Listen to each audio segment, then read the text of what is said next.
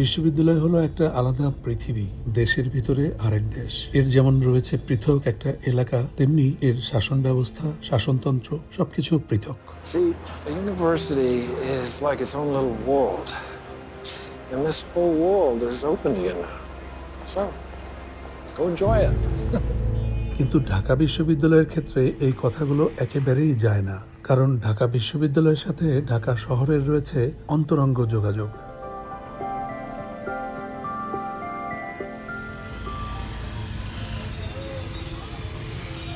সিএনজিটার bumper literally অটোরিকশাটার বাম্পারের নিচ দিয়ে গেল। ঢাকা সিটি, আপনার বাড়ি কোথায়?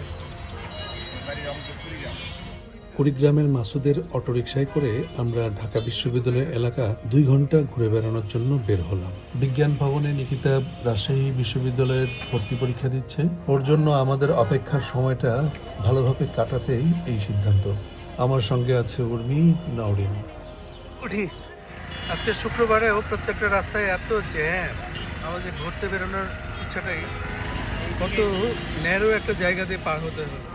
আজকে যে পরীক্ষা তো এই জন্য জ্যামটাতে শুক্রবারে এত জ্যাম থাকে না।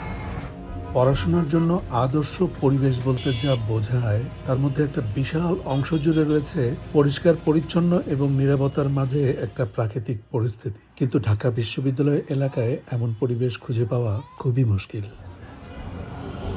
সামনেই ফেব্রুয়ারি মাস, কিন্তু ফেব্রুয়ারি মাস এত কাছে রেখে শহীদ মিনারটা দেখতে খুব একটা ভালো লাগলো না।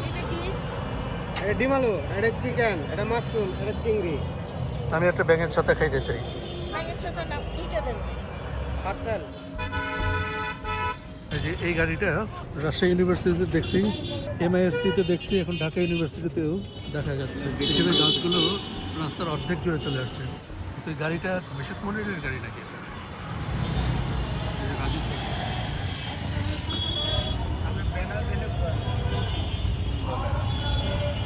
জ্যামটা কেমন লাগছে? মেট্রো স্টেশনটার সামনেই প্রচুর ভিড়। এই জ্যামের মধ্যে এখানে একটা সম্ভবত রাজনৈতিক কোনো প্রোগ্রাম হচ্ছে। হাদি হত্যার বিচার দাবিতে এই প্রোগ্রামটা হচ্ছে। স্মৃতি চিরন্তন। পড়াশোনার জন্য যে একাগ্র চিত্ত এবং মনোযোগ প্রয়োজন হয়, সেটা ধরে রাখার জন্য ঢাকা বিশ্ববিদ্যালয়ের ছাত্রছাত্রীদের কী পরিমাণ সংগ্রাম করতে হয় সেটা কল্পনা করাটাও খুব কঠিন। ঢাকা বিশ্ববিদ্যালয়কে একসময় প্রাচ্যের অক্সফোর্ড বলা হতো। কেন বলা হতো আমার কোনো ধারণা নাই, তবে আজকের অবস্থা সেরকম নেই। বিশ্বের বিশ্ববিদ্যালয়গুলোর যে র্যাঙ্কিং করার ব্যবস্থা আধুনিককালে রয়েছে, তার প্রথম 100-তে ঢাকা বিশ্ববিদ্যালয় নেই, দ্বিতীয় 100-তেও নেই, তৃতীয়তেও নেই। ঢাকা বিশ্ববিদ্যালয়ের অবস্থান এখন টপ থেকে 550 বিশ্ববিদ্যালয়েরও পরে। তারপরও ঢাকা বিশ্ববিদ্যালয় বাংলাদেশের অন্যতম উচ্চ বিদ্যাপীঠ। এখানে দেশের সবচেয়ে মেধাবী ছাত্রছাত্রীরা পড়াশোনা করার সুযোগ পায়। ছাত্রছাত্রীদেরকে মেধাবী এবং পরিশ্রমী হতেই হয়, কারণ এত সব প্রতিকূল পরিস্থিতির মধ্যে পড়াশোনায় মনোযোগ টিকিয়ে রাখাটা তাদের জন্য একটা কঠোর সংগ্রাম। ঢাকা ইউনিভার্সিটিতে প্রবেশ করার পর থেকেই অ্যাম্বুলেন্সের শব্দ শুনছি। আমার মনে হয় যে ঢাকা মেডিকেল কলেজ হাসপাতালটা পাশে হওয়ার কারণেই এই অবস্থা। গাউসিয়া মার্কেট।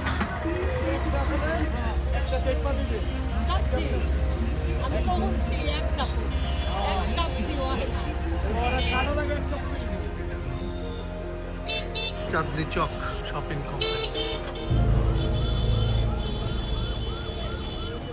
সড়ক দ্বীপগুলিতে আলাদা একটা জীবন চলে। শহরের এই সমস্যাগুলো ঢাকা বিশ্ববিদ্যালয় দেয়াল তুলে আটকাতে পারে না, কারণ ঢাকা বিশ্ববিদ্যালয়ের কোনো দেয়ালই নেই।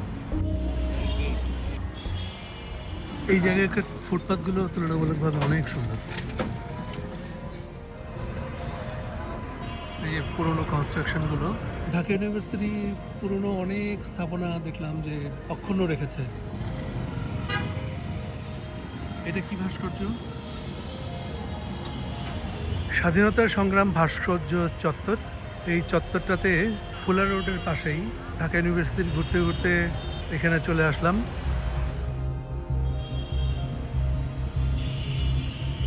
বাংলার বাগ, একে ফজলুল হক, রবীন্দ্রনাথ ঠাকুর, মাইকেল মধুসূদন দত্ত,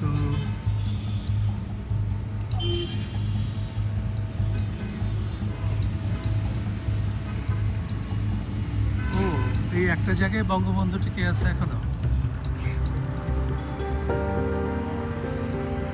বঙ্গবন্ধু না এটা, এই একটা জায়গায় টিকে আছে। আপনি আমার ভিডিওতে আসবেন? একটা এই জিনিসগুলো যে রক্ষণাবেক্ষণ করতেছে, এই যে পুরাতন স্মৃতিগুলো, হ্যাঁ, এই যে পুরাতন ছিল, আমি মনে করি এই সরকারিভাবে এটা উদ্যোগ নেওয়া উচিত। এই যে পুরাতন স্মৃতি মনে করেন আমাদের জন্মের আগের মনে হয়, আমি মনে করি এই সরকারিভাবে এই জিনিসগুলো রক্ষণাবেক্ষণের ব্যবস্থা করা উচিত বলে আমি মনে করি। কারণ আমাদের ছেলে মেয়েরা আসবে, বাসিটিতে ভর্তি হবে, মেডিকেলে ভর্তি হবে, এরা আসলে যেন জানতে পারে, এই জিনিসগুলো দেখলে বুঝতে পারে কোথায় কী ছিল, কোন জায়গায়। আপনার পরিচয় কি? আমি কক্সবাজার থেকে আসছি। আমার মেয়ের আজকে রাজশাহী বিশ্ববিদ্যালয়ের পরীক্ষা আছে ইঞ্জিনিয়ারিং ইনস্টিটিউটে, সেই জন্য আমি হলে ঢুকাই দিয়ে প্রবেশ করার পর আমি অপেক্ষা করতেছি। সবাই ভর্তি পরীক্ষায় বসাই দিয়ে ওয়েট করছে অভিভাবকরা। এই বিজি রাস্তায়, এটা ঢাকা ইউনিভার্সিটির সায়েন্স কমপ্লেক্স বিল্ডিং, এরই একটা রুমে আমার মেয়ে পরীক্ষা দিচ্ছে, ভর্তি পরীক্ষা, রাজশাহী ইউনিভার্সিটির ভর্তি পরীক্ষা দিচ্ছে। যেদিকে চোখ যাচ্ছে ঢাকা ইউনিভার্সিটির, সেদিকেই শুধু মানুষ। মানুষ মানে অভিভাবক সবাই, তারা সবাই নিজের ছেলে মেয়েদেরকে ভিতরে পরীক্ষা দিতে পাঠিয়ে বাইরে অপেক্ষা করছে। আমিও তাই। এই চাচার বয়স 62, উনি যে ইগলু আইসক্রিম বিক্রি করছেন। আমাদের দেশের এটা একটা ট্র্যাজেডি আমার কাছে মনে হয়, যে 62 বছর বয়সেও একজনকে কাজ করতে হয়। উনি ঘন ঘন কাশছেন, কিন্তু তারপরেও উনি আছেন। আমার মেয়ে বেরিয়ে আসছে পরীক্ষা দিয়ে, তো এখন একটু খাবো, কারণ আমরা সবাই ক্ষুধার্ত। আমরা ভাবছিলাম যে এলিফ্যান্ট রোডের যে স্টার কাবাব আছে সেটাতেই বসবো, কিন্তু ওদিক দিয়ে যে ভিড়, আধা ঘন্টা 1 ঘন্টা লাগবে স্টার কাবাবে পৌঁছাতেই, প্রায় 1 কিলোমিটারের পথ। তো আমরা এই মাসুদ ভাই নাজিরা বাজারে নিয়ে যেতে চাচ্ছে। নাজিরা বাজার নাকি ঢাকায় খাওয়ার জন্য খুব বিখ্যাত, এটা উনি বলছেন। নাজিরা বাজারে ঢুকতেছি আমরা। এখানে সব খাওয়ার জিনিস, এখানে কাবাব, এখানে রাত দিন ভরা ঢাকার রাস্তায় ক্যামেরা মোবাইল এটা বাইরে নেওয়া খুব রিস্কি, তারপরে অনেক রিস্ক নিয়ে, আরে বাপরে, এই যে আহা, ঢাকায় যে ওয়াশ জেনারেট হয় সারাদিনে, এটা ম্যানেজ করাটাও একটা টাফ। যে এত কিছু পরে এখানে আবার একটা ঝামেলা হয়েছে রাস্তায়, অটোওয়ালার সাথে। খুব বৃদ্ধ অটোওয়ালার সাথে কি ঝামেলা হচ্ছে কে জানে। এই যে বাকরখানি নিয়ে যেতে হবে, এইটা হানিফ। এটা হানিফ।